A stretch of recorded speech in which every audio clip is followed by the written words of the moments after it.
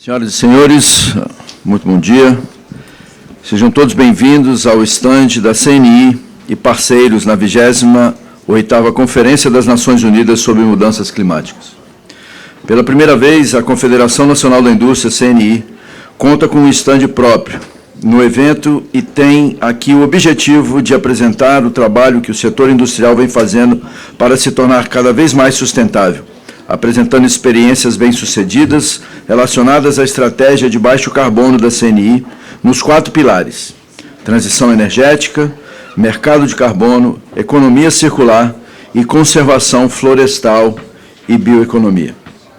Este espaço é uma realização da CNI, Confederação Nacional da Indústria, e tem como co-realizadores o Serviço Social da Indústria, SESI, o Serviço Nacional de Aprendizagem Industrial, o SENAI, e o Serviço Brasileiro de Apoio às Micro e Pequenas Empresas, SEBRAE.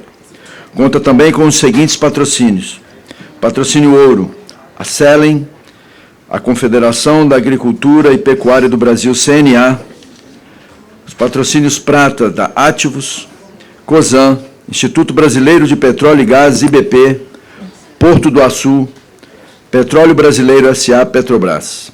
Patrocínios bronze, BRF, Marfrig, Confederação Nacional do Transporte, CNT, SEST, SENAT, ITL, o Instituto Brasileiro de Mineração, IBRAM, a JBS, Latam, Suzano e Vale.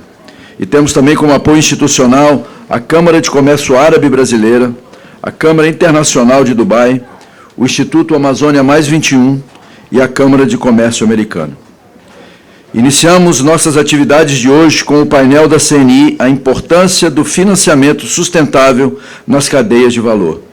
Neste painel, iremos debater a importância do financiamento sustentável para impulsionar cadeias de valor que valorizem ações de descarbonização, o uso sustentável de florestas nativas e modelos de negócios inovadores em bioeconomia.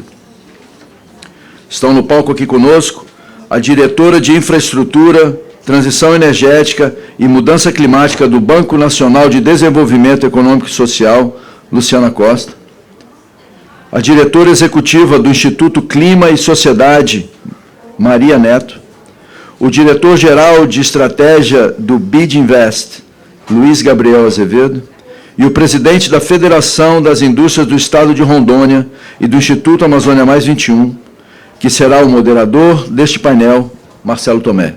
Presidente, a palavra está com o senhor. Bom dia a todos. Alô? Bom dia a todos, sejam muito bem-vindos.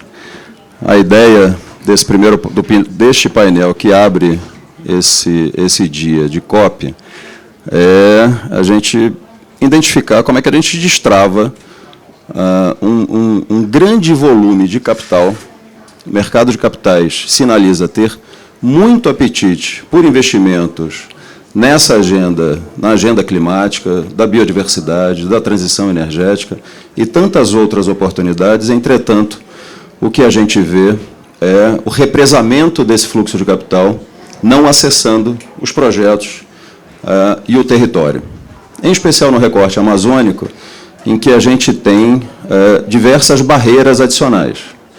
Risco reputacional, baixa qualidade dos projetos, uma série de questões que impactam diretamente ou que impedem esse fluxo de capital fluido, em volume, financiando projetos nessas áreas já citadas. E é fundamental que a gente consiga encontrar um ponto de equilíbrio para destravar esse capital. Porque tanto capital catalítico ou capital filantrópico ou mesmo concessional, que tem tido um certo volume para a região ou para a agenda, demonstra-se insuficiente para originação de projetos em maior escala ou estruturação de negócios.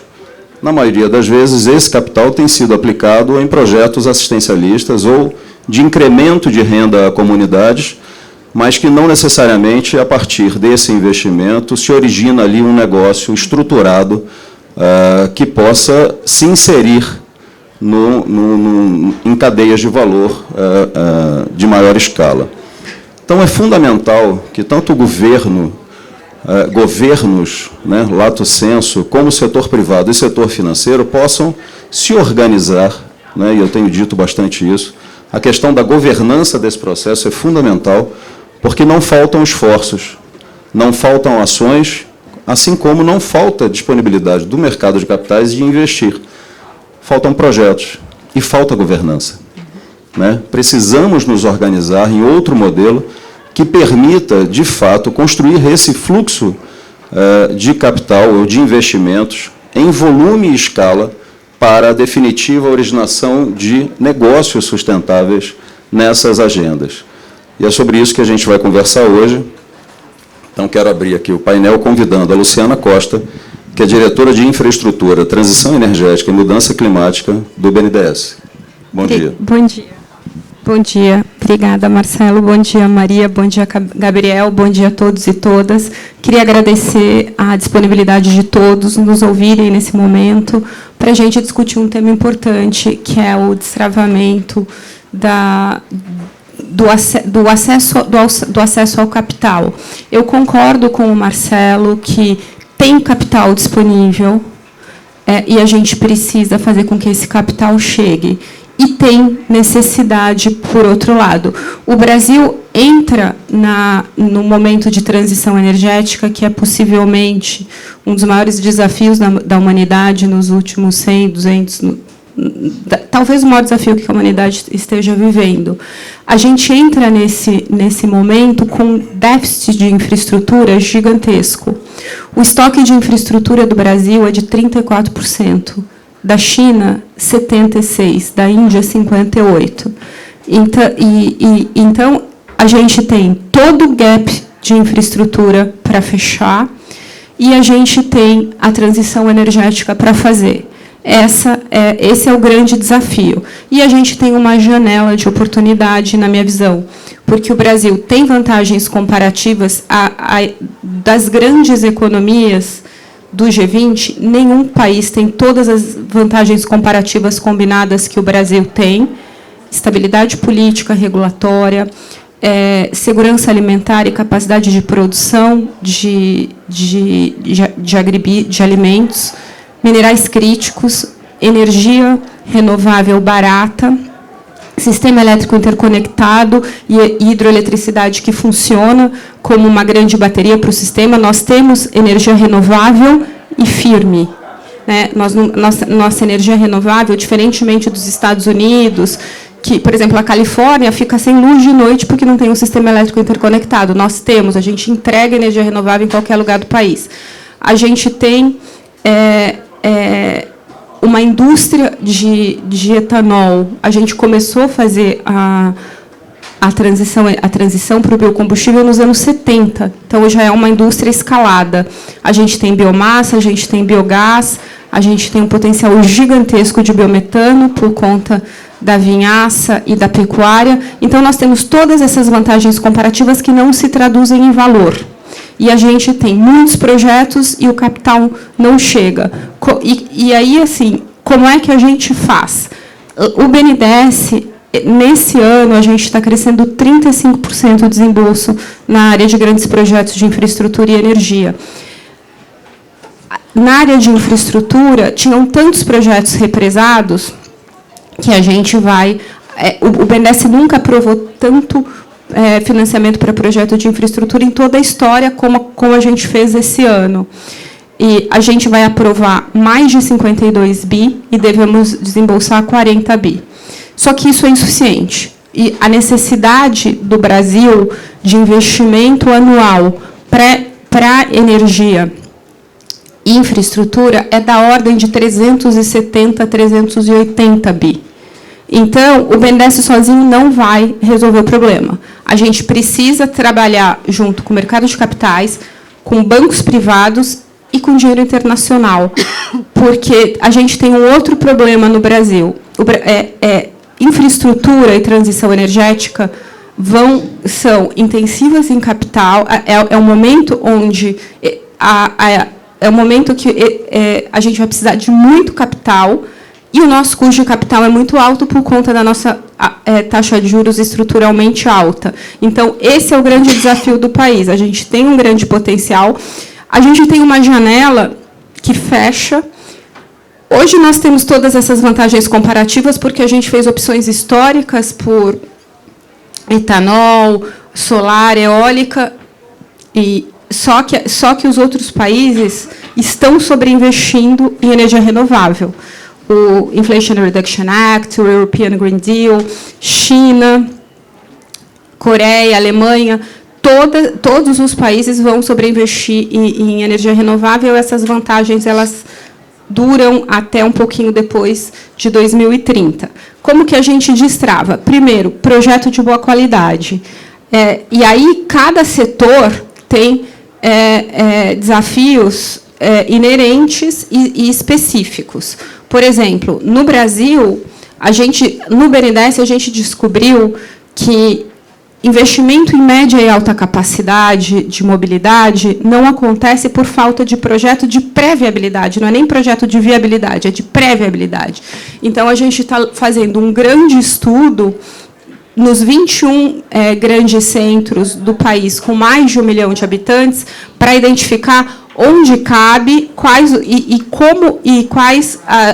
se é BLT, se é VLT, se é metrô, se é ônibus, como que a gente destrava isso. Então, onde o BNDES consegue ajudar muito?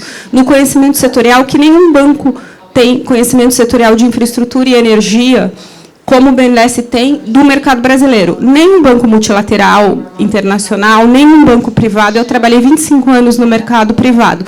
Ninguém tem o mesmo conhecimento que o BNDES tem. Porque o conhecimento do BNDES é muito focado no Brasil. É o maior banco de infraestrutura e de fomento da América Latina, só focado em Brasil. Pela Bloomberg, o BNDES é o banco que mais financiou energia renovável do mundo, mesmo comparado com os bancos internacionais. Então, essa capacidade o BNDES tem. Agora, a nossa grande... Só que o nosso balanço não vai aguentar sozinho. A gente precisa de combinar com outros balanços.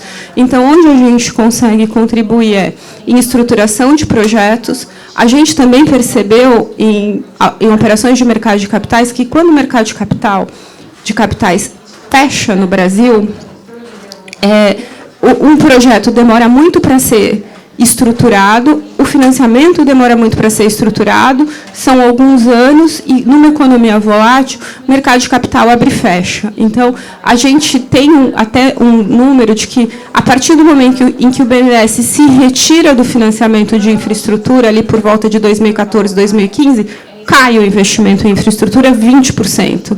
Então, o BNDES não compete com o mercado de capitais e com o banco de fomento, pelo contrário, ele fomenta, ele complementa. E aí a gente percebeu, a gente começou a fazer operações de mercado de capitais faz pouco tempo, só que esse ano a gente já vai ter 30% do mercado, porque a gente entende e traz selo de qualidade para os projetos. Então, a gente acha que aí a gente consegue ajudar.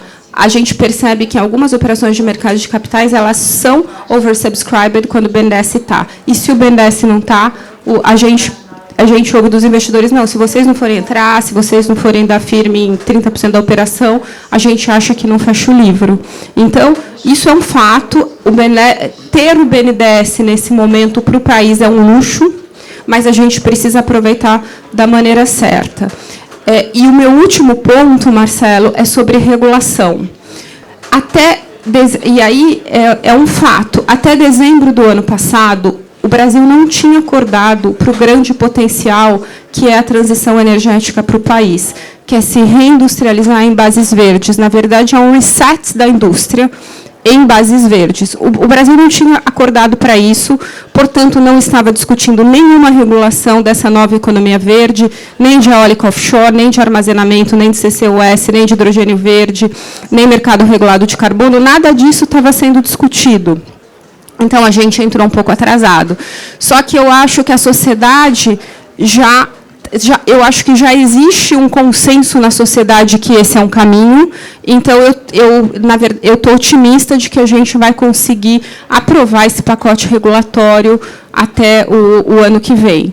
A Colômbia, Peru, México estão todos na nossa frente, porque eles começaram a aprovar esse framework regulatório muito antes. A gente atrasou, mas eu acho que a gente consegue recuperar o tempo perdido aprovando daqui para frente. Eu acho que essa é a minha mensagem. Obrigado, Luciana. Eu vou inverter aqui, até porque o BID foi citado, fazendo uma provocação. A Luciana traz a questão da regulação, e para o empresariado isso é fundamental na medida em que ele oferece segurança jurídica, né? E isso é muito caro para o empresário atuar num mercado que oferece segurança aos projetos, visão de longo prazo e estabilidade no cumprimento dos contratos. Entretanto, parte do desafio, Luciana, eu tenho a impressão de que reside no licenciamento desses projetos. Então, se a gente tem bons projetos, já tem os mecanismos de financiamento, oportunidades não faltam no Brasil, a gente tem um gap que precisa ser superado, que é o tempo de licenciamento dos projetos, para que eles possam, né, entrar na fase de implementação. Então, eu pergunto ao Luiz Gabriel, que é do BID, que também, né, apesar de ser, sendo um multilateral, tem uma forte participação em investimentos em infraestrutura no Brasil, como é que, numa visão global, o BID enxerga esse tempo de licenciamento no Brasil e de que maneira que o BID tem superado esse desafio no nosso país? Bom dia. Funcionando? Alô? Tá. Bom dia a todos, obrigado. Marcelo me pegou de surpresa aqui, porque aproveitando o gancho, mas vamos lá. Antes de responder a sua pergunta, Marcelo, se me permite, eu queria explicar que eu trabalho no BID Invest, ou seja, eu trabalho com o braço privado do BID, e a questão regulatória, quando se refere a políticas públicas, fica realmente com o BID. Então, eu vou procurar tratar a pergunta do Marcelo sobre a perspectiva do nosso trabalho com empresas privadas e com investidores estrangeiros, né? Primeiro, eu queria começar concordando muito com a Luciana. Eu acho que, e para ser breve, é um luxo um país ter um banco de desenvolvimento como o BNDES. É um luxo, uma oportunidade. Luxo não no sentido perdulário, mas no sentido positivo da oportunidade que isso oferece, não é? Eu concordo com ela também sobre a oportunidade que nós temos. E nós, como brasileiros, falamos sempre das oportunidades perdidas, né? Roberto Campos já dizia isso, que a gente não perde a oportunidade de perder a oportunidade. Eu acho que isso deve ser relativizado. Eu acho que o Brasil, né, se você olha historicamente as oportunidades que apareceram, eu acho que tomou vantagem de algumas, talvez pudesse ter ido mais longe, talvez menos longe, mas eu vejo o momento atual com esse potencial de inflexão econômica, né, e associado a isso, as características naturais, territoriais do nosso país, a capacidade, o capital humano que nós temos, né, apresenta ao Brasil uma oportunidade que realmente nós não podemos perder. O Brasil pode se tornar um líder global numa nova economia. E essa liderança tem que vir sustentada, e aí, Marcelo, eventualmente eu vou chegar na sua pergunta, por políticas públicas, mas tem que ser realmente liderada pelo setor privado, pelo setor empresarial. Não é? Em 2015, liderados pelo Banco Mundial, foi feito um documento que a Maria conhece bem, From Billions to Trillions, né? De bilhões a trilhões. O que nós precisamos a nível de fechar o gap que existe em infraestrutura e na agenda social nos nossos países está na casa dos trilhões de dólares anuais. E quando nós olhamos a capacidade dos bancos de desenvolvimento, todos juntos, BNDES, BID, Banco Mundial, nós estamos falando de bilhões. E como é que a gente escala de bilhão para trilhão? Trazendo o investidor privado, trazendo capital privado. Hoje existe no mundo um estoque da ordem de 112 trilhões de dólares sob gestão privada.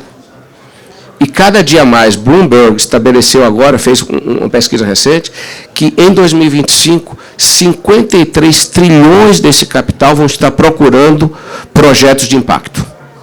Projetos com valor de impacto. Ou seja, é um número que na história global nunca existiu. E é uma oportunidade que o Brasil tem que capitalizar.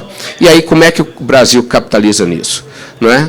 Capitaliza, eu acho, através de uma união de agendas. Primeiro é um reposicionamento do país a nível global como um país que realmente pode liderar esse processo. Não é? Então, a mensagem de Estado brasileiro, não é? A mensagem do Estado brasileiro se reposicionando globalmente como um país líder dessa agenda é fundamental. Mas existem agendas em outros níveis, não é? E aí você entra no nível tático da agenda. E no nível tático da agenda, tanto a agenda regulatória quanto os aspectos de segurança jurídica que o Marcelo falou, são muito importantes. E o Brasil precisa ter a competência de comunicar e de realizar os ajustes e os alinhamentos necessários para oferecer mais segurança, mais conforto ao capital. Né? E aí eu vou entrar na parte de instrumentos. Especificamente, Marcelo, para não deixar sua pergunta em branco, já que você me botou assim no hot seat, né? na cadeira quente, né? Eu trabalhei muito com licenciamento ambiental no Brasil há mais de 30 anos, não é? Desde o Banco Mundial, depois no setor privado brasileiro.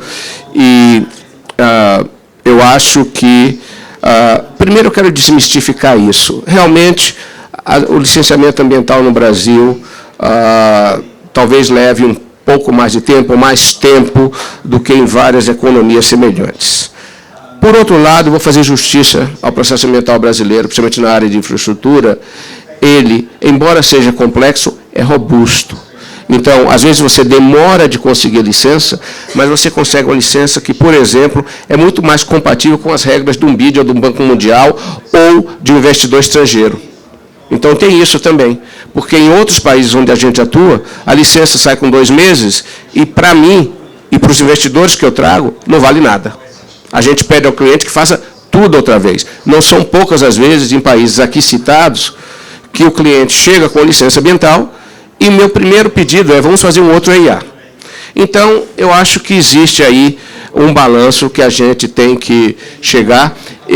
Desviando do tempo, eu diria o seguinte, que talvez o processo de licenciamento ambiental brasileiro tenha que ser reformulado, não necessariamente com o objetivo de ganhar celeridade e tempo, mas com o objetivo de se adequar a uma nova economia. E o que é que eu estou falando? O processo ambiental brasileiro é muito centrado ainda no comando e controle, nas penalidades, e muito pouco centrado nos incentivos. Ou seja, uma empresa que faz 200 licenças e performa bem em todas elas, é tratada na licença 201 como se nunca houvera feito licença nenhuma. Enquanto uma outra empresa que fez 200 licenças foi multada em todas elas, na 201 é tratado como se nunca houvera feito licença nenhuma. Então, isso é um exemplo que eu cito. Ou seja, o processo tem que ser modernizado, porque nós estamos falando de uma nova ordem econômica centrada muito em incentivos. E você tem que incentivar, você tem que privilegiar aqueles que performam bem. Né? E você tem que dar incentivos para que aquelas empresas que performam bem continuem a buscar fazer ainda melhor. E é o que a gente está tentando fazer no BID Invest, falando um pouco de nós para encerrar. A nossa visão hoje, nós estamos passando por um processo de reformulação profunda no BID Invest. Na verdade, o BID Invest está liderando quando o G20, o Brasil vai presidir o G20 no ano que vem. Né? E na reunião de Nova Delhi, há 2 meses, o G20 chamou por Bigger and Better Banks, ou seja, bancos multilaterais maiores e melhores. A nossa interpretação disso é que não é que você tem que ser maior para fazer mais do mesmo. Você tem que ser maior para fazer diferente. E o que é fazer diferente? Né? E foi citado aqui também pela Luciana, é assumir mais risco. Porque, na medida que os bancos multilaterais, o BNDES, ela falou do que ela ouve dos investidores, a gente ouve a mesma coisa, possam assumir mais o first loss, o risco da exchange rate, o risco de moeda estrangeira e tudo isso, você oferece incentivos. Então, o nosso processo de reformulação, nós estávamos fazendo uma apresentação no Brasil para a ministra Tebet, que é a nossa governadora, mostrando que cada dólar que o Brasil investiu como acionista no BidInvest, nos últimos 7 anos, retornou 36 dólares para o Brasil. Né? E muita gente disse, isso é ótimo. O nosso objetivo é triplicar isso. Ou seja, para nós isso ainda é pouco. Então, o que nós queremos, e o que eu acho que o processo de reformulação dos bancos de desenvolvimento deve ser, é que eles se posicionem menos como investidores e mais como catalisadores, como plataformas para atrair capital, investidores que ainda não operam nos nossos países, número 1. Então, esse é o nosso novo modelo de negócio que deve ser aprovado. A gente está chamando de BINVEST 2.0 pelos nossos governadores na Assembleia de março, e seria acompanhado de um aumento de capital para que nós possamos fazer isso. Ou seja, nós não queremos mais segurar ativos no nosso balanço, nós não queremos ser mais o lead. Então, nós podemos ficar na operação com 5%, com 10%, com 12%, desde que consigamos trazer novo capital para os nossos países. Não é?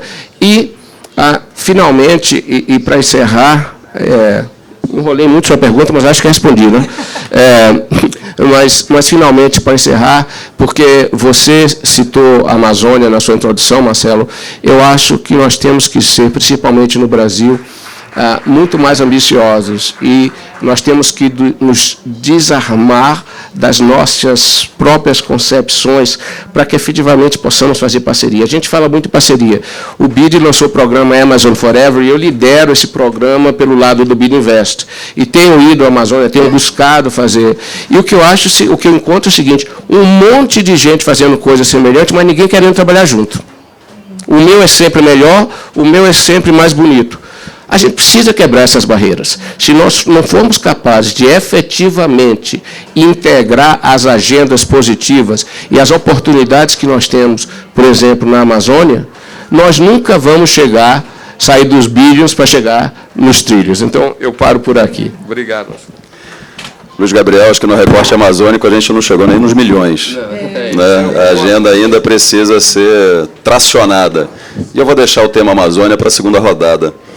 Mas ainda na questão do risco, Maria Neto, muito foi dito, né, com relação à questão do risco, até porque projetos na agenda de transição oferecem muito risco e capital tem aversão a risco.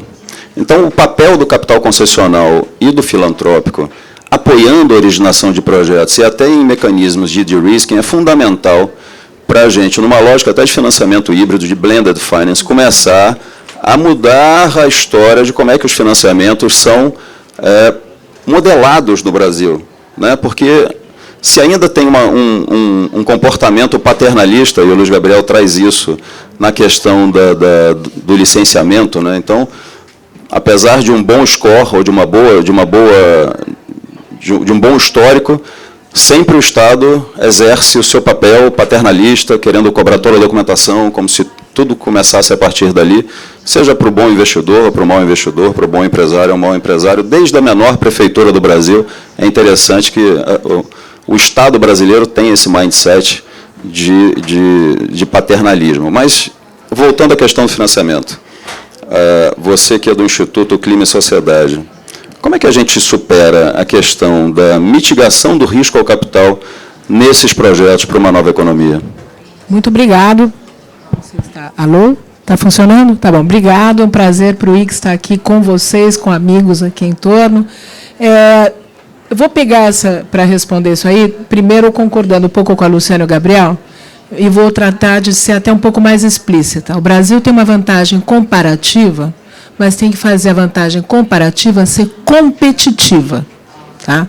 E aqui, como a gente está falando com as indústrias e de cadeia de valor, é muito importante a gente começar a entender como é que esse valor do capital natural, a oportunidade que a gente tem, e para já começar a focar um pouco na Amazônia, porque a gente fala muito de infraestrutura e energia, talvez falar um pouco também da bioeconomia e de outras oportunidades.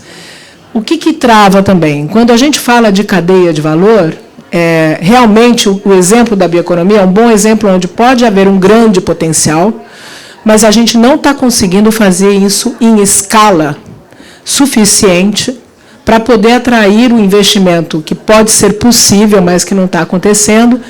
E parte do problema é, digamos, regulatório, de capacidades, não tem necessariamente só barreiras financeiras, tá certo? Mas também, exatamente, como é que a gente usa esse capital, que, como o Gabriel dizia, é pouco capital público comparado com a necessidade de investimento privado. O privado, ele opera como privado, ele olha risco e retorno, tá certo? E nós organizamos, o IX, em colaboração com a Fazenda, faz umas 3 semanas, um evento em São Paulo, com 80 representantes de todas as instituições financeiras, fundos asset, fundos boutique, maiores investidores no Brasil hoje, em soluções baseadas na natureza. Nós passamos um dia conversando. Por que não destrava? Por que não escala? Tá? Então, tem um lado, falando ainda da barreira financeira, que é justamente o blended finance. Como a gente pode tratar riscos? A maioria desses investimentos tem muitos riscos ainda na cadeia de valor. Porque, mesmo que você tenha, por exemplo, um grande comprador lá na ponta, que tem interesse num produto, nem sempre você tem acesso ao mercado, mas você está vendo cada vez mais compradores com interesse. Essa cadeia de valor não produz ainda os produtos na qualidade, no tipo de exigência técnica que você precisaria ter. Não tem infraestrutura para chegar nos mercados. Então, tem muitos riscos. Quando a gente fala de tipos de investimento novos que podem ter um valor enorme agregado, se a gente desse valor do carbono como a restauração, enorme potencial na Amazônia. Não tem muita certeza se aquele crédito de carbono, o valor do carbono de fato vai existir. Então, existem muitos riscos associados a capex alto, que você tem que fazer no começo, tomar um risco, a longo prazo de retorno, tá certo? Um investimento florestal pode ter retorno econômico, mas se você vai financiar a castanha do zero, você tem que esperar alguns anos para isso dar retorno. Os 3, 4 primeiros anos de qualquer produto florestal não é assegurado no mercado. Se isso queima, você perde. Então, o que significa? Nós temos que começar a pensar como usar melhor o capital filantrópico, concessional, o capital do BNDES ou do BID, para combinar e tomar riscos onde hoje o sistema financeiro não está apto a considerar esses riscos, mas também não estamos valorizando o retorno ainda. Então, tem dois lados, né?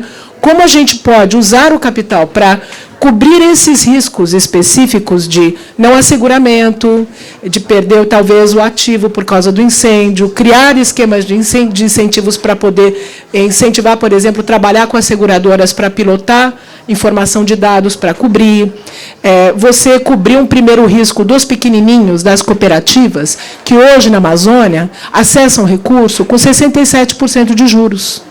Então, e quem é que financia esses pessoais na ponta? É cooperativa de crédito, quando é cooperativa de crédito.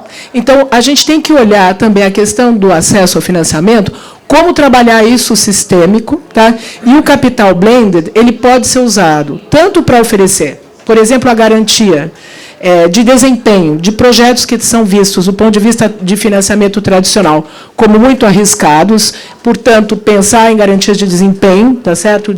Vai ter um crédito ali de carbono, vai ter um resultado lá na frente da castanha. Mas também, eu acho que o recurso tem que ser mais bem usado no próprio extensionismo e na criação, e a gente acredita muito isso no Instituto Clima e Sociedade, de trabalhar, e aí fica a minha provocação para vocês, porque nós estamos fazendo, ano que vem, um evento importante em Belém, com vários das entidades que estão operando ali, inclusive colaborando com o Banco do Brasil, para pensar como é que a gente trabalha também criação de ecossistemas para desenvolver bioeconomia. Nós vamos ter que, talvez, selecionar algumas cadeias, não dá para entrar em tudo, mas a gente tem que pensar de forma de criar ecossistemas, porque, de novo, o acesso ao financiamento vai desde o produtor pequenininho, que não tem capacidade, etc., até a infraestrutura. Você tem que ter um barco, você tem que ter uma fábrica inovadora, você tem que empacotar. A nossa castanha, para dar o exemplo, virou castanha da Amazônia, porque o pessoal da Bolívia entendeu que dá para lá fazer tudo o processamento e vender. Ela era castanha do Brasil, né? Ela é castanha do Pará. E a gente perdeu isso de forma competitiva. Por isso, de novo, volto ao que eu comecei. Eu acho que todo mundo aqui falou, nós temos vantagem comparativa, mas como a gente faz essa vantagem virar competitiva?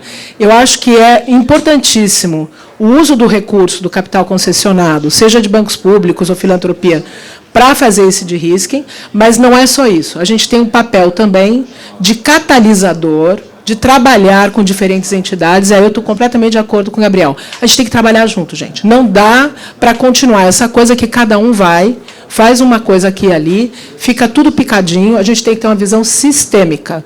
E isso é o que vai fazer a gente passar de comparativo a competitivo. Obrigada.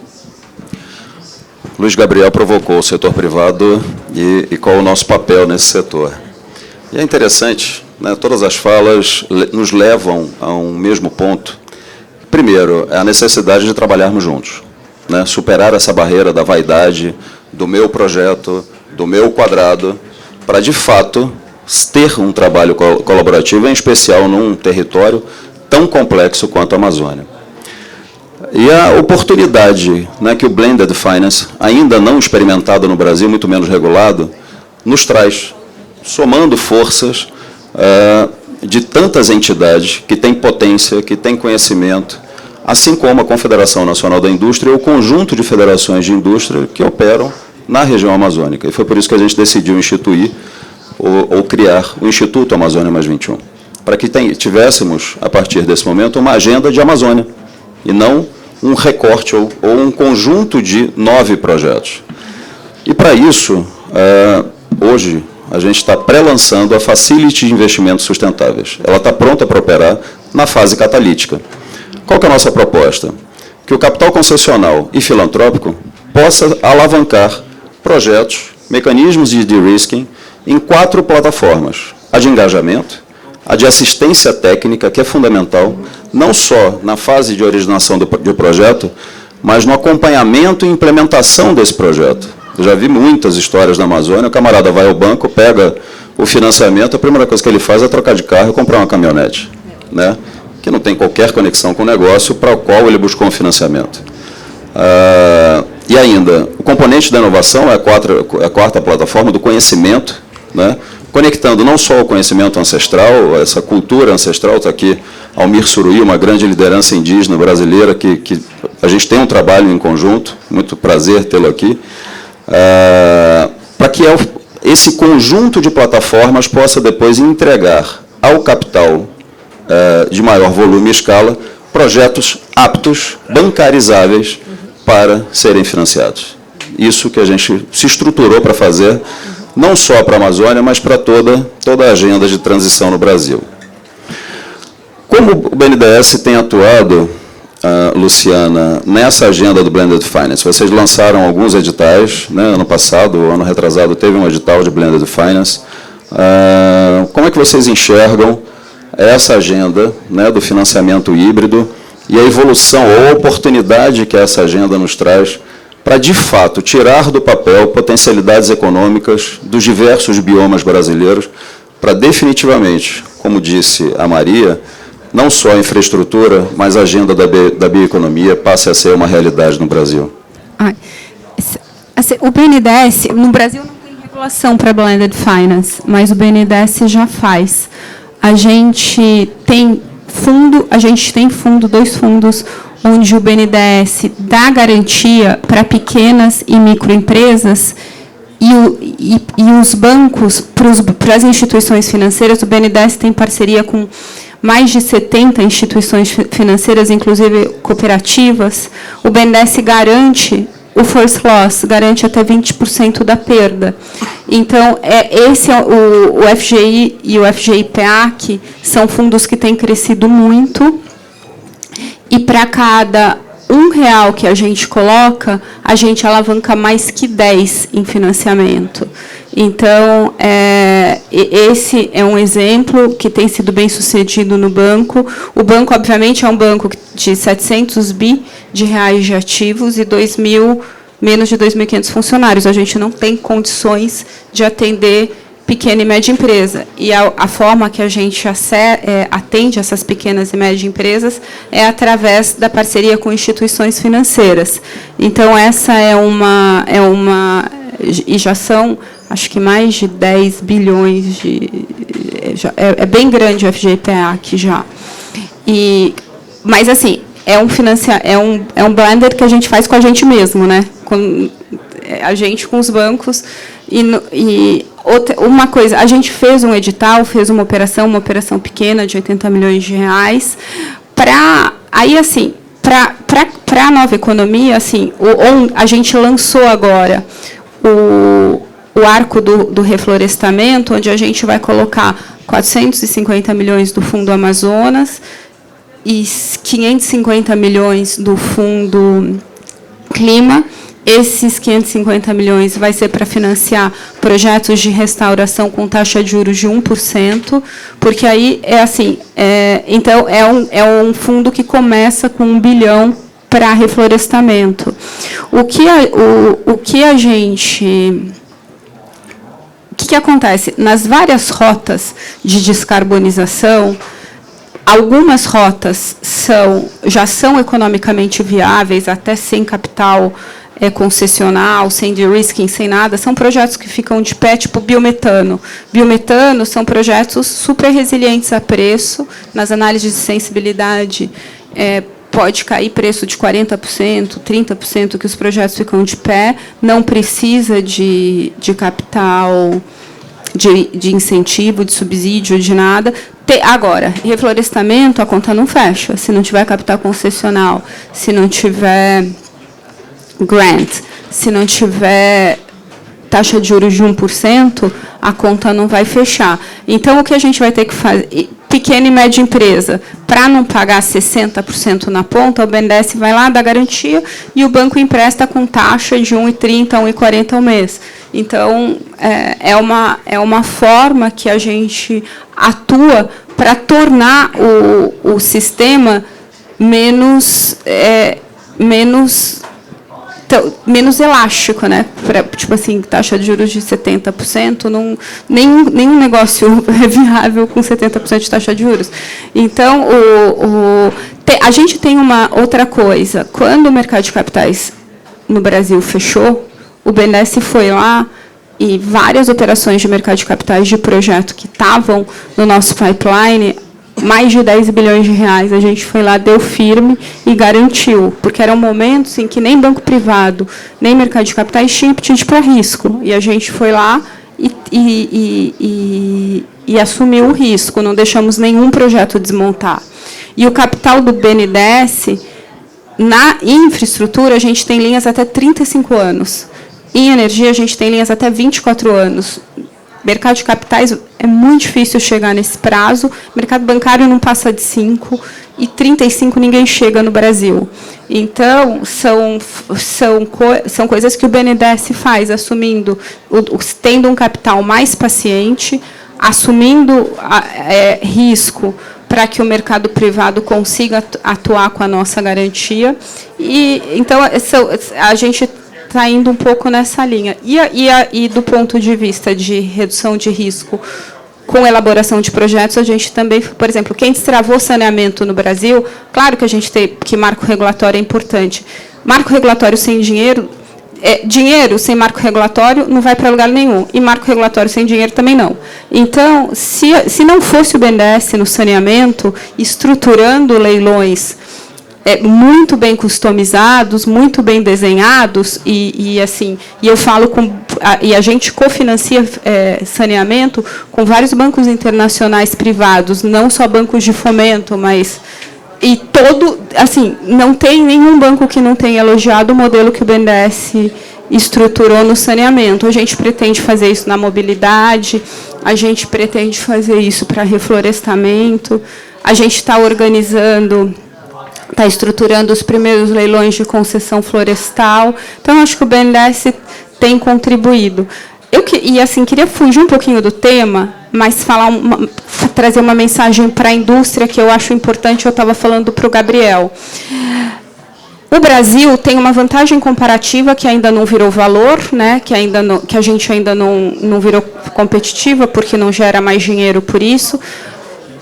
Mas eu acho, assim, eu participei de um painel aqui, eu venho de um banco francês, então eu falo muito com os franceses, participei de uma discussão com os franceses, porque o que eles fizeram? Eles dividiram o mundo em 2 clusters, países emergentes e países desenvolvidos. E mostraram que no cluster dos países emergentes, a nossa indústria, a indústria dos países emergentes, produz produtos mais intensivos em carbono. E eles colocaram o Brasil naquele cluster, sendo que, se a gente produzir um iPhone no Brasil, esse iPhone vai ter menos intensidade de carbono por conta da nossa matriz energética e da nossa matriz elétrica. Inclusive, menos do que produtos produzidos na Europa e Estados Unidos. E aí, que eles estavam tentando passar de mensagem? Que o primeiro mundo tem que ser desenvolvido, industrializado, e os produtos precisam ser produzidos lá, e os nossos produtos são mais intensivos em carbono, o que é uma mentira. E aí tive que tive que desmentir o meu colega francês no painel, porque eu falei assim, olha, número e estatística você manipula como você quiser. Só que colocar o Brasil no cluster dos países que produzem produto, se a gente produzir uma placa solar no Brasil, ela vai ser menos intensiva em carbono. Se a gente produzir um aerogerador no Brasil, se a gente produzir um carro. Então, assim, é uma mensagem que eu acho que a indústria, e aí nessa nossa parceria, indústria e poder público, a indústria brasileira vai ter que se posicionar e mostrar para o mundo a oportunidade que o mundo tem de produzir no Brasil produtos menos intensivos em carbono. E a gente vai mobilizar capital para isso. O BNDES está lá para financiar, os outros bancos de fomento, mercado privado, mercado de capitais, mercado local e internacional. Mas eu acho que, assim, hoje, na questão da indústria, tem a Amazônia, mas assim, na questão da indústria, produzir produtos menos intensivos em carbono ainda não tem greenium. Então, essa vantagem comparativa não vira competitiva, porque o carbono não é precificado, porque não existe um mercado global de carbono, um mercado global mesmo, mas eu acho que essa, Marcelo, é um assunto que a indústria vai ter que em algum momento, pegar e fazer um advocacy global, e a gente tem feito isso com algumas cadeias de suprimentos, tentando mostrar para players internacionais que, se eles produzirem no Brasil, os produtos vão ser menos intensivos em carbono. Então, eu acho que isso é um alerta. Luciana, a sua provocação faz todo sentido, e não por menos a Confederação Nacional da Indústria decidiu ter o seu stand na COP. Então, faz alguns anos, talvez poucos anos, mas o importante é que esse ganho de consciência da agenda, da potência da agenda e da necessidade de nos colocarmos frontalmente, aconteceu. Tanto pela publicação da Agenda para uma Economia de Baixo Carbono, que a CNI fez na última COP, né, baseada em 4 pilares, transição energética, economia circular, florestas e carbono, quanto pelos exemplos de diversos setores brasileiros, celulose, aço, enfim, tantos outros, sucro alcooleiro, que são cases de sucesso global. Então, se ainda a gente não conseguiu espraiar para todos os setores industriais, e principalmente para as empresas médias e pequenas, já há um movimento significativo da indústria brasileira, demonstrando total compromisso com a agenda, e por isso estamos aqui organizados dessa forma. A minha 5ª COP, a primeira, que eu fui representando a CNI, fomos eu, Davi Bontempo, que é o gerente de meio ambiente, e mais um técnico. Hoje nós estamos aqui com um stand, mobilizando o setor industrial brasileiro, diversas outras entidades, com uma comitiva significativa. Temos aqui alguns presidentes de federação, o Alex do Pará, o Jamal do Distrito Federal. São 13 presidentes de federação presentes à COP, compromissados com a agenda da transição. Então, esse movimento já começou. O que a gente precisa agora é garantir, escalar e aprofundar em territórios, setores e portes. E é isso que a gente tem buscado fazer. Luiz Gabriel, a gente está falando sobre regeneração de florestas, risco reputacional, desafios regulatórios ou oportunidades, enfim. Aqui a agenda, a gente está conseguindo, em pouco tempo, perpassar por quase todos os temas que impactam na agenda. Qual é o posicionamento do BidInvest em relação à agenda da bioeconomia e de regeneração de florestas, numa lógica de blended finance, apoiando o Brasil na agenda que o BNDES tem liderado, que o próprio governo federal reafirma o compromisso de fazê-lo? Bom, obrigado, Marcelo. E na outra vez eu demorei para responder a sua pergunta. Agora eu vou responder rápido. A primeira que você fez, a Luciana, sobre blended finance, eu concordo com você, e eu vou chegar no que você me pergunta agora, sobre nós precisarmos de mais de uma base regulatória mais ambiciosa e produtos para incentivar blend. Mas já é possível fazer blend no Brasil. Eu estava aqui no celular, não foi por Mar Educação, não, porque quando você perguntou, eu estava ligando aqui para o nosso diretor de blender em Washington, acordei ele. Ele me disse, nós, nos últimos 5 anos, fizemos 17 operações no Brasil, nas quais nós conseguimos trazer 90 milhões de dólares em blended finance, e isso gerou um investimento total de 7,6 bilhões de dólares. Ou seja, esse é o potencial que você pode alcançar, ou muito mais do que isso, na medida que, e muitos de vocês falaram sobre isso, nós sejamos capazes de desenhar melhores projetos. E aí não é só o instrumento de blended, aí eu acho que é um instrumento que a gente chama, nos bancos de desenvolvimento, upstream, é você chegar mais cedo, não no desenvolvimento de projetos específicos, mas no desenvolvimento de sistemas, né? Ou seja, de ecossistemas para projetos, aí o Technical Assistance para desenvolver projetos específicos e, finalmente, o blend gerando um investimento. Mas, sobre a sua pergunta específica, a bioeconomia no Brasil e na Amazônia é uma oportunidade única para nós nos reposicionarmos. Não é? Quando eu vou para outros países e vejo os produtos que eles apresentam ao mundo, né? Por exemplo, o mercado de exportação de culinária tailandês vai fechar esse ano em 10 bilhões de dólares. Em 20 anos atrás era 0. Ninguém conhecia comida tailandesa no mundo. Exemplo, no Brasil a gente conhece açaí. A Maria falou sobre a castanha do Brasil. Não é? Hoje, 80% da castanha do Pará vendida no mercado europeu, no mercado americano, vem da Bolívia. 80%. Então, nós temos sido, e é a questão da competitividade que a Maria falou, nós não temos sido capazes de capitalizar na nossa vantagem comparativa. Sobre a sua pergunta, obviamente nós estamos buscando negócios, nós queremos apoiar a agenda da bioeconomia no Brasil, principalmente na Amazônia. Eu acho que isso passa muito por desenvolvimento de mecanismos, e aí eu correlaciono com a sua primeira pergunta, instrumentos. Eu acho que falta ao Brasil ainda instrumentos e mecanismos para oferecer aos financiadores. Diante do tamanho da complexidade da nossa economia, nós somos proporcionalmente muito pobres em que instrumentos de atração podemos oferecer. Eu vou dar um exemplo. Os bancos multilaterais trabalham sempre historicamente, com a estrutura de A/B loans, empréstimos A e B, em dólar. Não é? Uma grande parte dos fundos institucionais de pensão não pode investir em operações de empréstimos. Eles têm que investir em securities.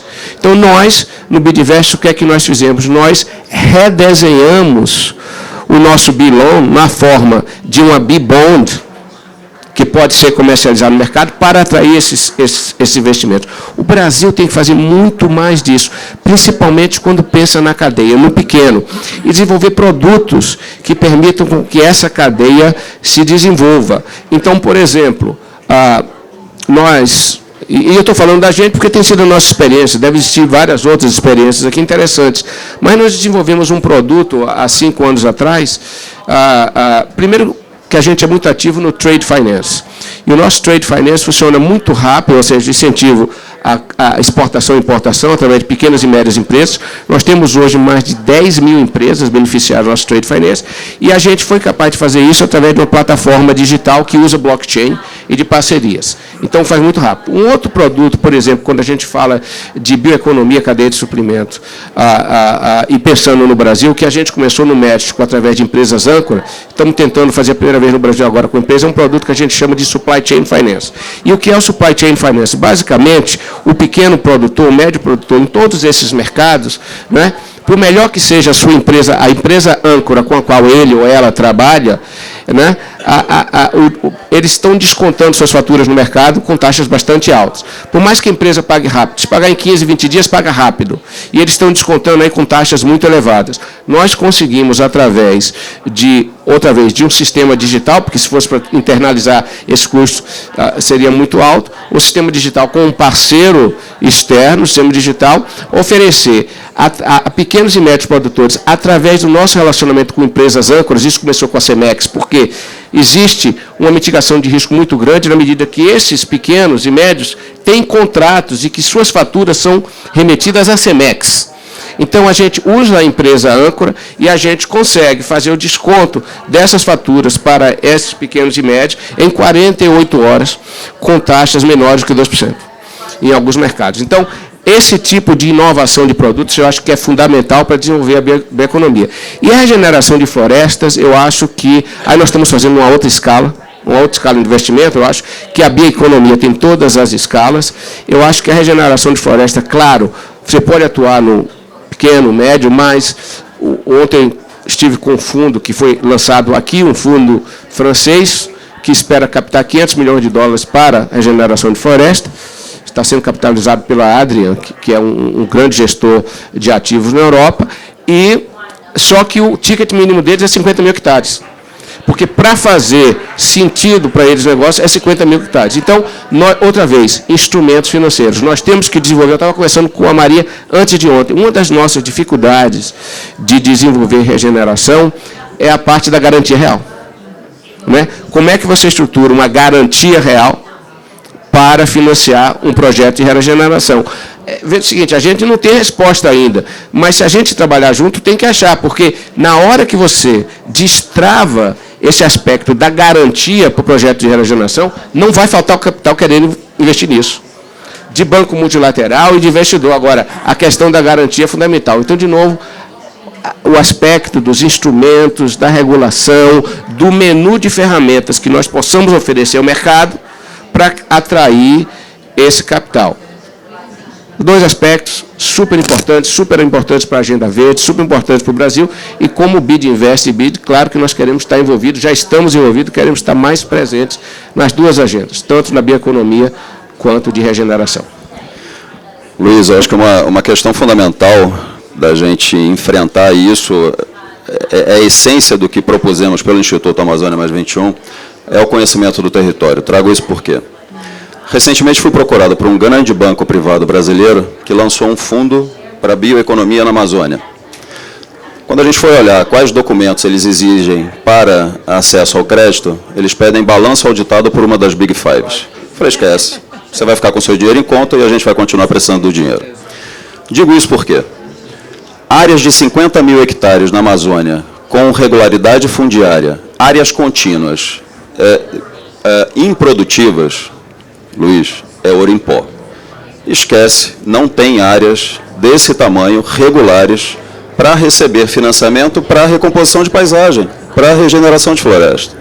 Então, é fundamental que a gente converse para que o volume de capital alocado com intenção de atuar na região dialogue com a realidade do território. Porque a gente está falando de áreas, Rondônia, que passou por um processo de colonização dirigida.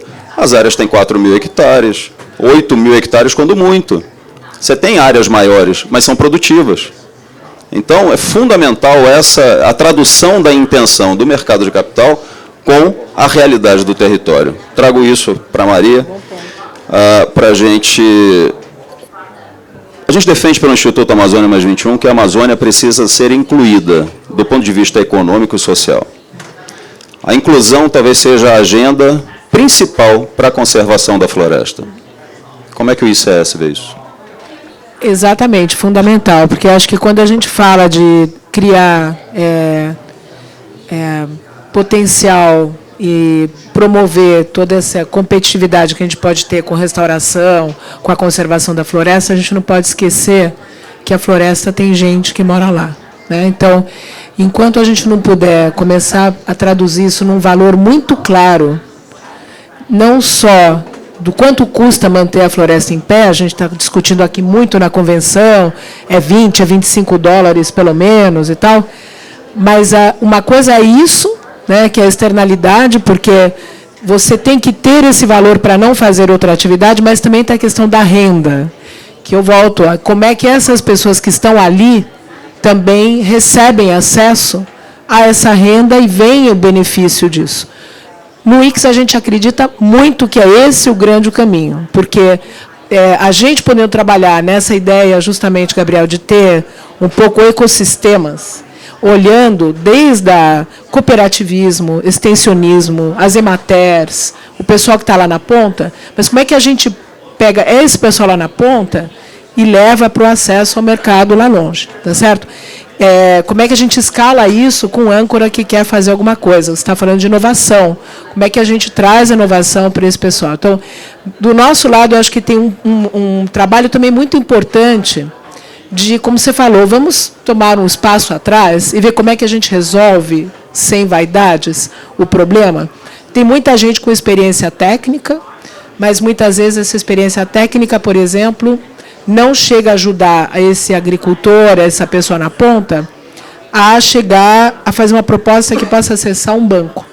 Eu trabalhei na Amazônia, no estado da Amazônia, com microcrédito no BID há muitos anos atrás. Eu lembro que a gente tentava encontrar que entidades iam ajudar, não só a fazer os projetos, mas o cara poder fazer uma proposta para ir no banco pedir um recurso. Está faltando essa ponta. Então, nós temos que olhar o ecossistema como um todo. Eu acho que tem esse potencial do blended finance, que a gente tem que começar a pensar melhor, porque não é só ter o recurso, é como é que esse recurso vai ser tratado. E, por fim, acho que também o ponto da Luciana é muito importante, gente. Como é que a gente pode começar a mostrar que, de fato, os produtos brasileiros são produtos competitivos e, apesar de não ter um Greenium, Lu, eu acho que está começando a ter. O Greenium, sabe onde ele está? Estados Unidos está dando um subsídio enorme para energias renováveis. A Europa está fazendo um CBAM para fazer barreira. Não, mas vamos lá. Mas assim, claro, o subsídio é para eles, mas é justamente essa a mensagem que existe um tema de competitividade, que na real existe um valor que está sendo considerado implícito. E aí é onde a gente tem que poder ser muito mais experiente em como a gente dá selos também de cadeia de valor verde, porque essa questão da cadeia de valor, falando em particular da pequena e média empresa, nós estamos trabalhando, apoiando o Banco Central na discussão de como é que vai fazer o disclosure de riscos e sustentabilidade na pequena e na média. A mesma coisa vai acontecer com a pegada de carbono. No final do dia, se a gente pode mostrar que essas cadeias de valor tem, desde o princípio até o final, um impacto ambiental, e tem, porque a gente tem uma matriz muito limpa, a gente tem o potencial para mostrar isso para fora. Se nós conseguimos mostrar isso também com as pequenas, eu acho que a gente tem um potencial importante para mostrar lá para fora. Então, também eu acho que, mesmo com a bioeconomia, isso é importante, a gente mostrar esse valor. Eu, fazendo bioeconomia, tem um preço para isso, que a gente tem que discutir, eu tenho que manter a floresta em pé, e tem um custo para isso, que não é um custo fácil de manter. Mas eu preciso também ter um retorno para a população, e eu preciso mostrar que aquele produto tem um valor agregado ambiental, competitivo, que é muito diferente, talvez, de um produto similar num outro lugar. Então, essa é um pouco a mensagem também, que uma instituição como o ICS, obviamente, estaria mais na ponta aqui para colaborar com os financiadores, a pensar com vocês, e a gente tem brincado muito aí com o Davi, que meio que desapareceu, mas tenho trabalhado muito com o Davi, pensar juntos, tá? Essa questão de como é que a gente faz essa rastreabilidade, essa pegada de carbono, porque a gente tem uma vantagem competitiva de mostrar a nossa rastreabilidade com muito mais sofisticação que o europeu. Essa é a verdade. Então, nós temos que pensar nisso. Agora, como é que a gente faz isso com a pequena e com a média empresa? Porque essa é uma situação, para elas, é uma carga adicional, né? Então, acho que tem muito trabalho para a gente fazer na cadeia, com a pequena e com a média, com esse agricultor na ponta, com o pessoal que está tentando, como você falou, vai pegar um crédito no banco a um preço caro, acaba comprando a coisa errada. Como é que a gente trabalha para também criar esse ecossistema onde a gente tem a massa, tem a escala? Tá? Obrigado. Bom, é uma pena, o tempo do painel acabou, o pessoal já está aqui quase me ejetando da cadeira. Quero agradecer a Luciana, Maria Neto, Luiz Gabriel, acho que foi um ótimo papo. E todos concordamos com a afirmação de que a floresta em pé vale mais. Eu acho que tem uma pergunta que a gente precisa começar a fazer. Esse valor é para quem? Para quem vive na Amazônia, para as empresas brasileiras, para o Brasil, porque uma coisa que eu acredito, a conservação da Amazônia passa por cuidar das pessoas que lá estão. Eu acho que essa é a agenda e eu quero encerrar por aqui, agradecendo a todos. Bom dia, muito obrigado.